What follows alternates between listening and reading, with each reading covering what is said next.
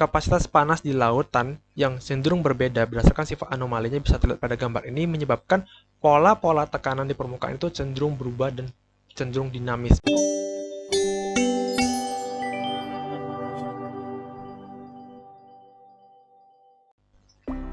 Ya, halo Pokers, selamat datang di channel Pokedu.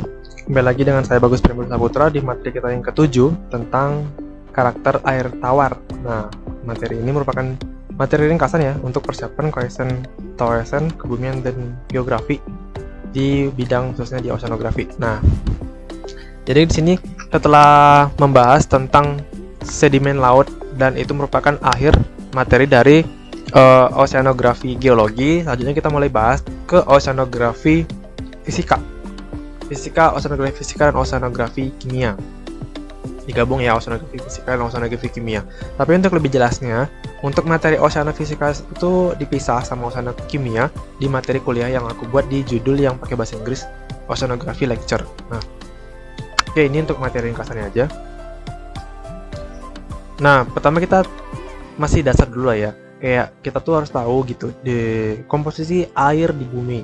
Kita tahu kalau misalnya bumi itu planet air yang banyak airnya, dimana lautan itu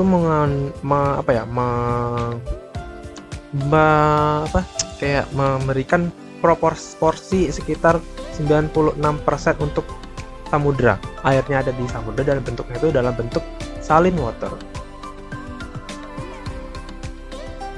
atau air asin. Nah, sedangkan air tawaran gimana? Untuk fresh water hanya sekitar 2,5%.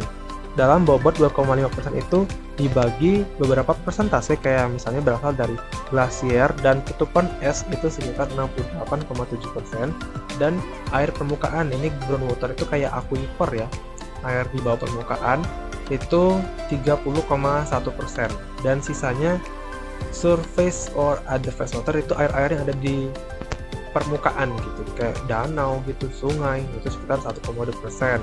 Dan 1,2% tadi bobotnya itu tadi yang aku bilang ada danau sekitar 20,9%, ada dari atmosfer 3%, jadi misalnya hujan ini banyak.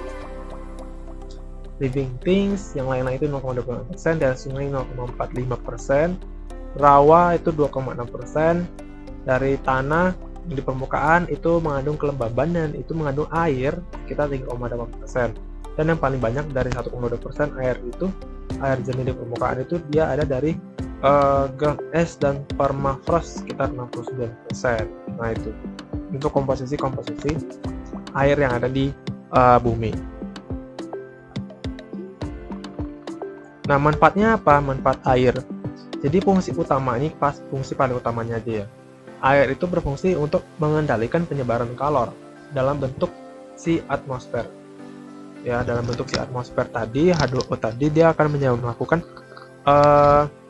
pengendalian penyebaran kalor di bumi. Misalnya kan kalor di wilayah ekuator itu lebih panas, lebih banyak karena lebih penetrasi cahayanya itu sekitar hampir 90 derajat dari arah datangnya sinar itu kan. Nah, jadi kalor itu lebih banyak di ekuator dibandingkan di kutub kan. Nah, air tadi itu akan berfungsi sebagai agen penyebaran kalor melalui peristiwa-peristiwa kayak misalnya di gambar ini ada siklon tropis. Nah, TC, aku buat TC aja, tropical cyclone. Nah, berikutnya itu dia terikat dengan siklus hidrologi. Nah, jadi dia ada manfaatnya sebagai bentuk siklus hidrologi atau penyebaran distribusi air ke beberapa wilayah melalui hujan yang digerakkan sama angin juga. Nah, ini juga berpengaruh banyak hal. Ini sangat-sangat banyak hal. Pengaruhnya sangat-sangat banyak. Contohnya aja kayak yang di materi sebelumnya, air sungai itu membawa pengaruh sedimen ke dasar laut. Nah, itu akibat dari si air hujan kan pastinya dari wilayah DTA. DTA itu daerah tangkapan hujan. Dari wilayah DAS. DAS itu daerah aliran sungai. Nanti istilah-istilah ini akan banyak muncul di hidrologi. Nah, sehingga bisa dikatakan sebagai air juga media masuk material dari daratan ke lautan secara tidak langsung, tapi secara langsung juga si air sungai kan air, tapi dia digerakkan sama faktor ini dari hidrologi juga. Oke, selanjutnya kita bahas sifat kimianya terlebih dahulu. Nah, sifat kimia. Air itu kan dia tersusun dari dua atom hidrogen kan, dua atom hidrogen dan oksigen. Dua atom hidrogen dan oksigen, di mana atom O itu dia punya sifat elektronegatif karena punya 3 pasangan elektron, ya kan? Nah, 3 pasang elektron bebas di kulitnya. Kita pelajari kimia dasar dulu. Jadi setiap atom hidrogen itu dia setiap atom hidrogen H, kita bilang untuk simbol rumus kimianya, dia memasangkan satu elektron itu agar setimbang dengan elektron oksigen. Nah, dengan atom O, atom oksigen. Sehingga kalau misalnya kita mengacu ke konfigurasi elektron, ya, konfigurasi elektron hidrogen itu kan dia satu ya di kulitnya ya. Kalau dia konfigurasi elektron dari si oksigen itu kan dia 2, 6, ya kan? Nah, ini kan harus sesuai sama namanya itu aturan oktet, aturan duplet sama aturan oktet kan. Kalau misalnya kita menggunakan kalau misalnya kita ingat lagi materi ke asas Aufbau dan asas larangan Pauli misalnya. Nah, itu harus menggunakan aturan oktet. Jadi kalau misalnya dia harus mencukupi 8 di sini untuk elektron valensinya, jadi dia harus dipasangkan 2 atom hidrogen biar jadi 2 dan 8. Jadi sama-sama saling mempunyai ikatan yang saling mengisi kekurangan elektronnya itu. Nah, gitu. Jadi H2O tergolong sebagai ikatan kovalen ya, dari ikatan antara H dan O. Ini menghasilkan ikatan kovalen. Nah, ikatan kovalen itu cek lagi materi kimia ya. Ikatan kovalen, dimana simpelnya aja ya, si ikatan kovalen itu adalah ikatan antar atom yang dia itu punya penggunaan elektron sama-sama gitu. Biar ya sama-sama ya, ini dipakai satu biar dia pakai aturan duplet.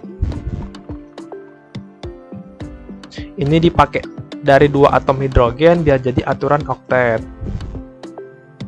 Saling menguntungkan, mutualan gitu ya kan, antara O sama H-nya gitu. Umumnya juga ikatan kovalen itu terbentuk dari ikatan dari non-logam dan non-logam. Ya jelas ya, non-logam sama non-logam, hidrogen non-logam, oksigen juga non-logam. Nah, sifat-sifat ikatan kovalen pada air, khusus yang pada air aja ya, ikatan kovalen pada air itu sifat-sifatnya yang pertama itu misal kayak yang pertama dia mudah menguap.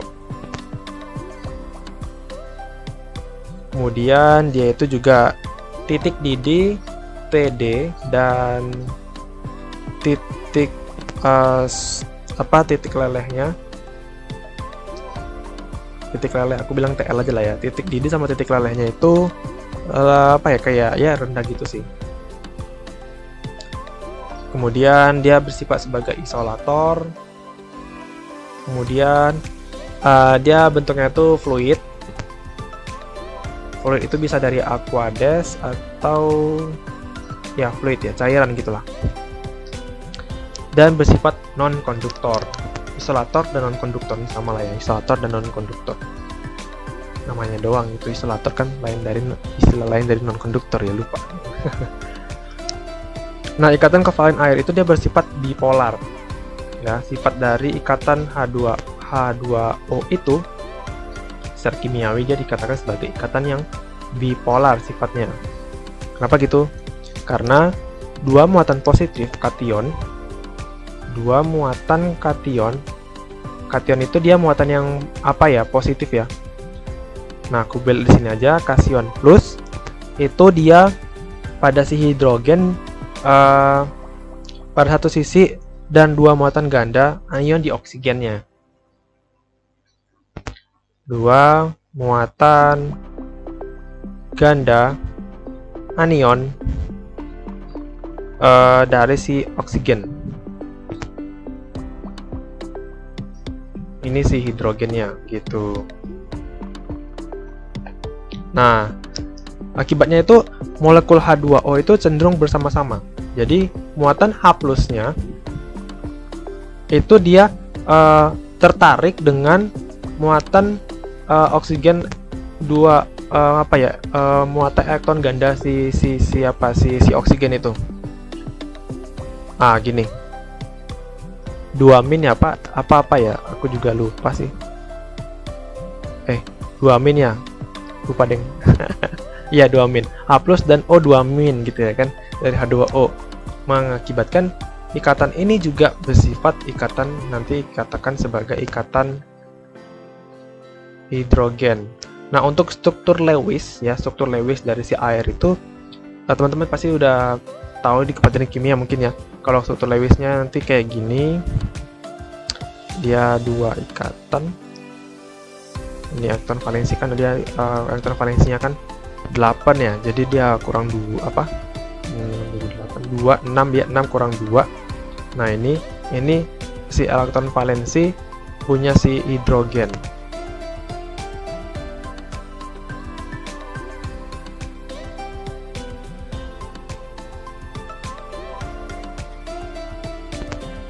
Nah, ini si O, ini si H. Jelas dia H2O. Nah, ini struktur sifat kimia dasarnya.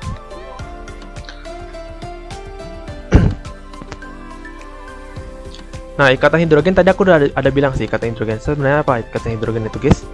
Nah, jadi ikatan hidrogen itu gaya tarik menarik antar si atom.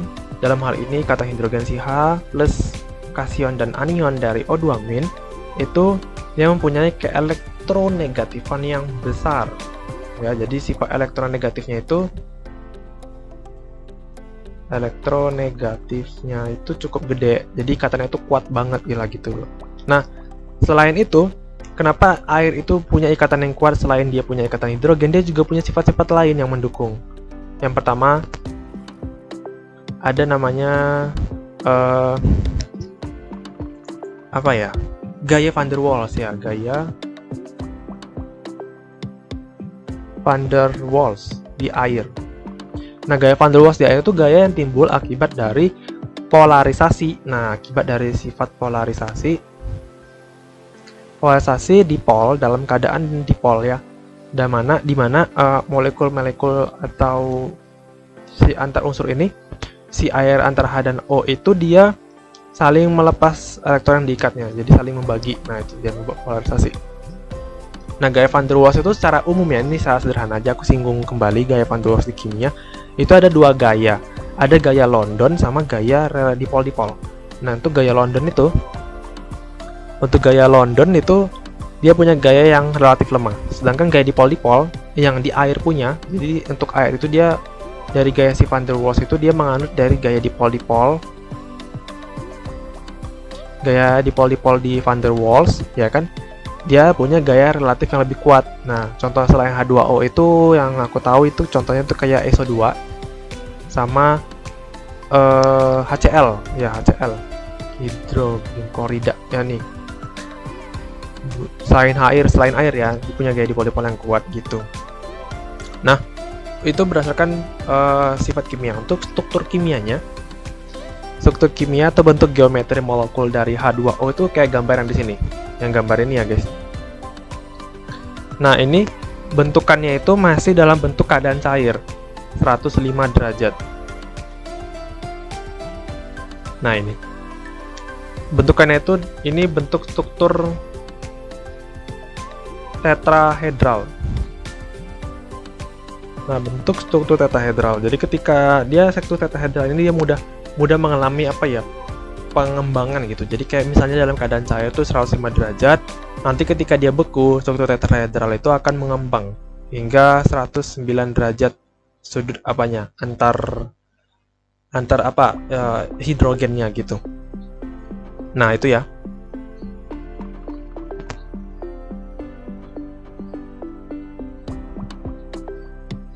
Nah, tadi aku udah singgung dikit ya mengenai ikatan hidrogen. Sebenarnya ikatan hidrogen tuh banyak pengaruhnya gitu.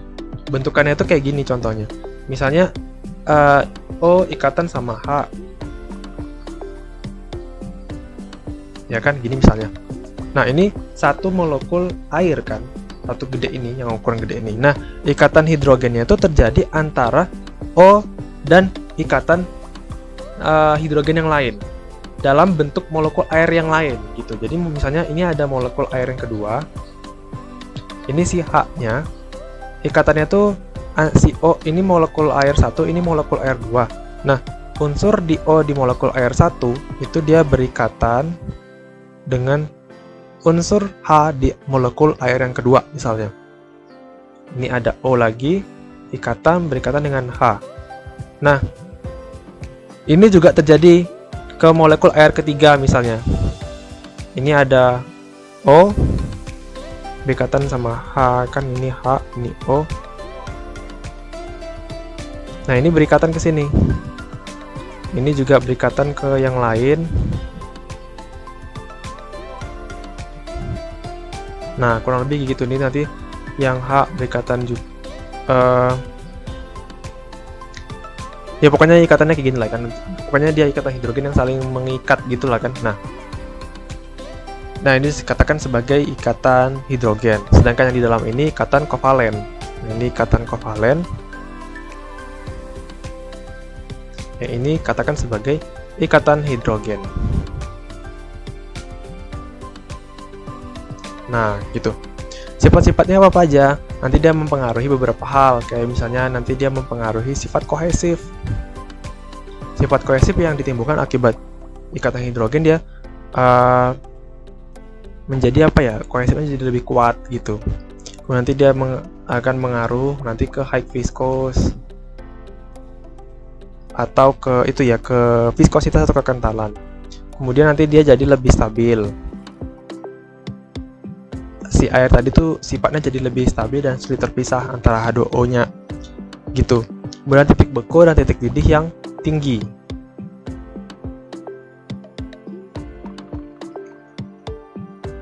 Titik didih atau titik lebur ya ini tinggi. Nah, kalau hanya ada satu molekul air aja yang mengalami ikatannya itu cuma ikatan kovalen, jadi titik didih sama titik bekunya itu rendah berdasarkan sifat ikatan kovalen di air. Tapi karena antar molekul H2O itu saling berikatan dan membentuk ikatan hidrogen, jadi sifat titik beku dan titik didihnya itu tinggi, guys. Nah, itu ya. Misalnya asumsi nih, bila tanpa ikatan hidrogen, ini pakai ikatan hidrogen, ya kan? Di sini titik didihnya, TD-nya itu minus 68 derajat. Kalau misalnya di sini kalau ada ikatan hidrogen, titik didihnya itu ya 100 derajat Celcius. Nah, kalau tanpa ikatan hidrogen, titik bekunya itu sekitar minus 90 derajat. Sedangkan kalau di ikatan hidrogen, titik beku itu menjadi 4 derajat Celcius ya ini satuannya. Nah, timpang banget kan kalau misalnya nggak ada ikatan hidrogen. Jadi di bawah, bahkan kalau nggak ada ikatan hidrogen, suhu kita sekitar 27 derajat dalam keadaan normal, air itu sudah membeku. Dan bahkan bumi itu tidak ada air, dalam artian nggak ada air yang sifatnya itu cair gitu. Cair tapi sifatnya dingin, nggak beku. Nah, gitu.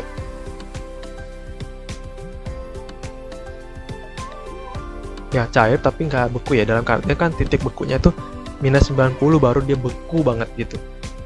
Kalau titik didih itu minus 68 ya berarti udah menguap gitu, jadi otomatis bumi nggak ada air gitu. Nah, itu ya. Nah, ini ada grafik perubahan kalor laten. Perubahan kalor laten ya, misalnya teman-teman juga udah pernah pelajari juga di materi kalor di fisika.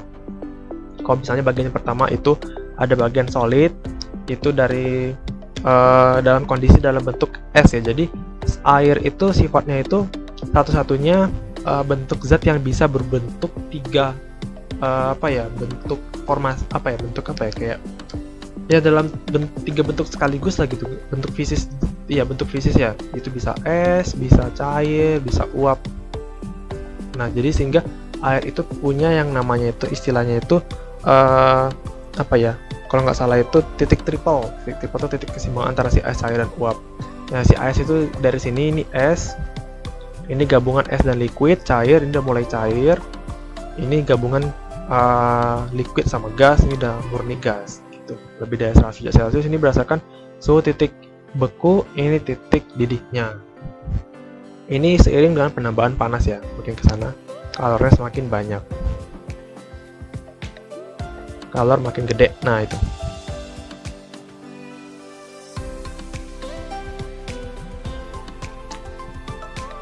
Nah, ini grafik yang menjelaskan sifat anomali dengan densitas maksimum. Jadi, grafik ini tuh bisa menjelaskan sebaran densitas air tawar. Nah, di sini kita bisa cek ya, kalau densitas maksimum itu terjadi pada suhu 4 derajat Celcius, guys.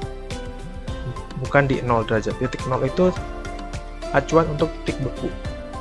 Melting or freezingnya. Dia mulai kapan dia mencair, kapan dia mulai membeku itu di titik titik beku. Nah, titik beku ini TB. Ini kita bisa katakan sebagai titik densitas maksimum. Aku pakai bahasa Indonesia aja ya ini. Titik densitas maksimum, ini titik beku. Ini TDM, ini TB. Nah, ini merupakan bentuk dari fungsi inverse. Jika semakin tinggi suhu, jadi fungsi inverse di grafik ini, fungsi inverse di matematika ya, mungkin teman-teman bisa kembali lagi ke rumus fungsi inverse. Nah, itu menjelaskan kayak secara sederhananya, semakin tinggi ya, semakin tinggi panasnya tuh aku buat tanda-tanda tinggi ya, berarti semakin tinggi suhu maka semakin kecil massa jenisnya, semakin kecil massa jenisnya. Nah, kita bisa lihat di sini fungsi inverse-nya, suhunya makin tinggi tapi densitas densitas massa jenisnya itu makin turun, bahkan pada kondisi 20 derajat Celcius densitas maksimum di air itu bisa mencapai sekitar yang kecil-kecil ini 0,99 ya 70 lah ini ya, lebih kecil lah gitu. Ini satu densitas maksimum itu pada kondisi 4 derajat Celcius gitu. Jadi asumsi pendekatan kayak misalnya suhu densitas air ya, densitas air kalau misalnya suhu 30 derajat itu dibuat 1, itu hanya pengandaian guys. Sebenarnya enggak 1, itu di bawah 1, 0,99 gitu lah ya kan. Karena dia 0,99 jadi dibuat 1. Sebenarnya itu enggak 1, tapi densitas paling maksimum yang mencapai angka sempurna itu hanya terjadi di suhu 4 derajat. Bukan di suhu yang kayak biasanya kita buat di soal-soal fisika fluida gitu kan. Densitas air dibuat jadi misalnya rho-nya itu 1000 kilogram per meter kubik, atau dibuat rho-nya itu 1 gram per sentimeter kubik. Nah, enggak, sebenarnya salah. Karena nilai aslinya itu rho-nya itu tergantung suhu. Misalnya kita buat suhunya 70 ya berarti rho-nya 0,997 gram per sentimeter kubik, atau sekitar 997 kg per meter kubik, yang kurang lebih kayak gitulah, kurang lebih ya itu.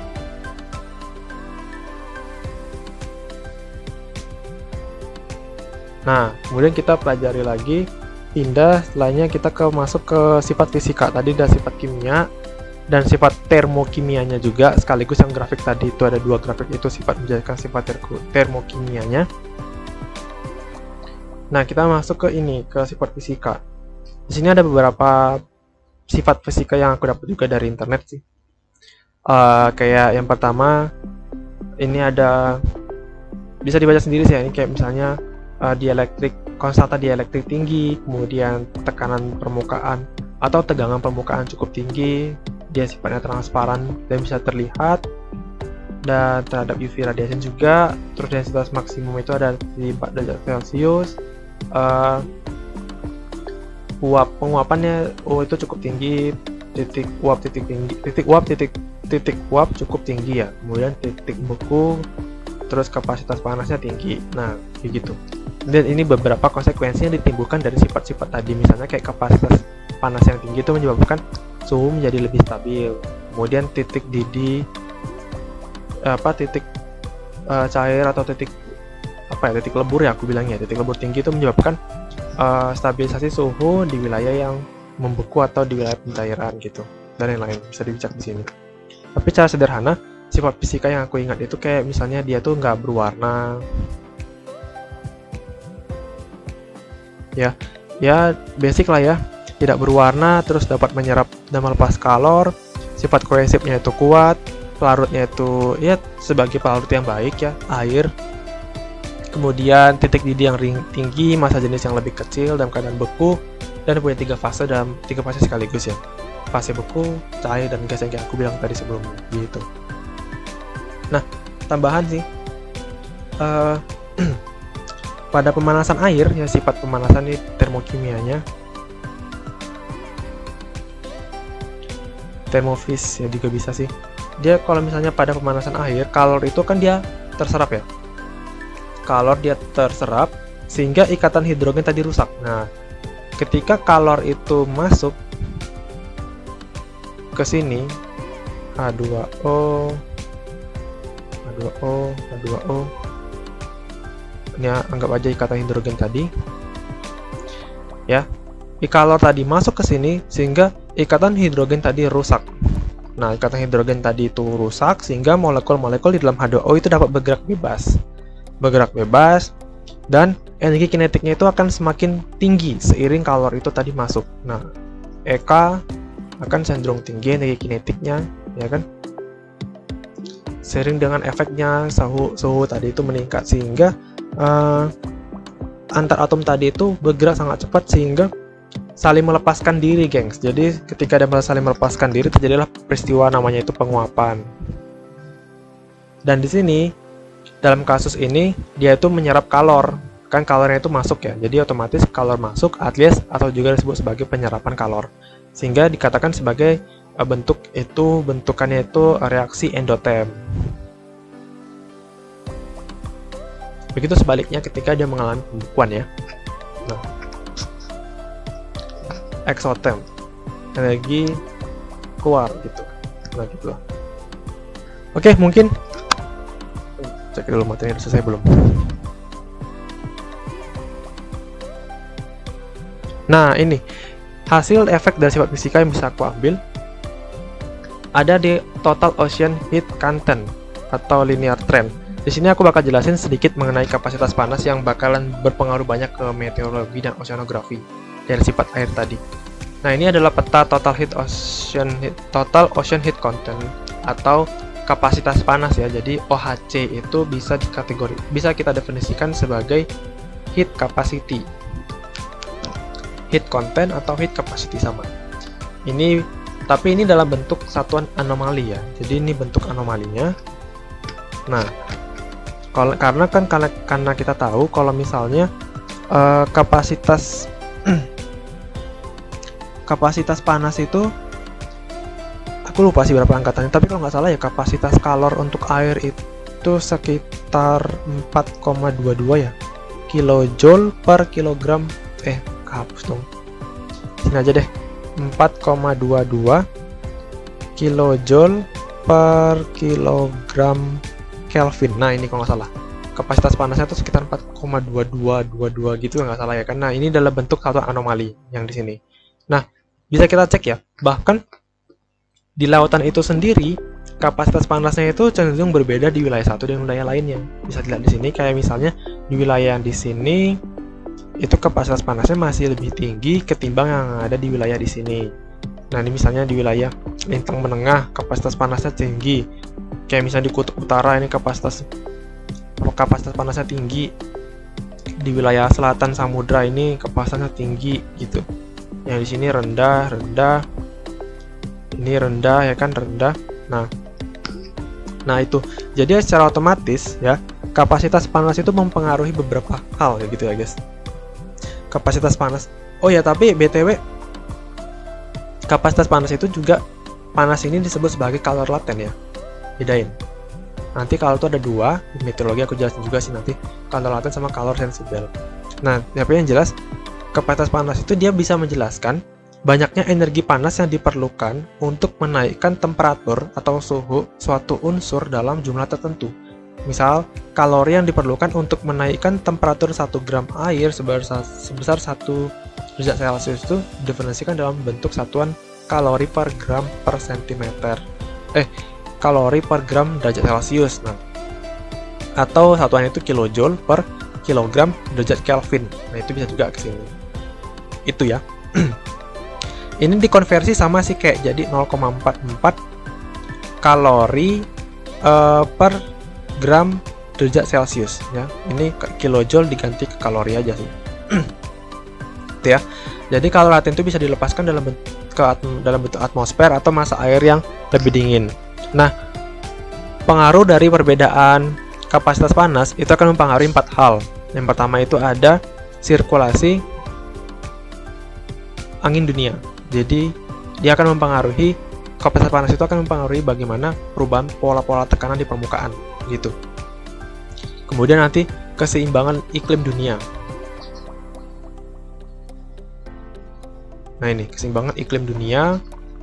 Kemudian mengurangi amplitude variasi suhu musiman. Nanti dia pengaruhnya tuh ke amplitudo suhu musiman. Nah, kemudian nanti ada sirkulasi air laut. Nah, ini yang menyebabkan kapasitas panas di lautan yang cenderung berbeda berdasarkan sifat anomalinya bisa terlihat pada gambar ini, menyebabkan pola-pola tekanan di permukaan itu cenderung berubah dan cenderung dinamis. Misal tekanan udara di sini bisa aja jadi lebih tinggi, apakah bisa jadi lebih rendah, itu tergantung dari kapasitas panasnya. Sehingga kapasitas panas itu memainkan peran sangat besar di fenomena-fenomena meteorologi gitu. Ini yang sangat-sangat penting banget bisa diketahui tekanan-tekanannya. Nah, itu sih kurang lebih materi kita tentang kapasitas panas dan karakteristik air yang ada di video ini. Oke, terima kasih atas perhatiannya. Terima kasih jika sudah menonton sampai akhir video ini. Semoga ilmunya bermanfaat ya. Terima kasih atas perhatiannya. See you in the next video. Wassalamualaikum warahmatullahi wabarakatuh.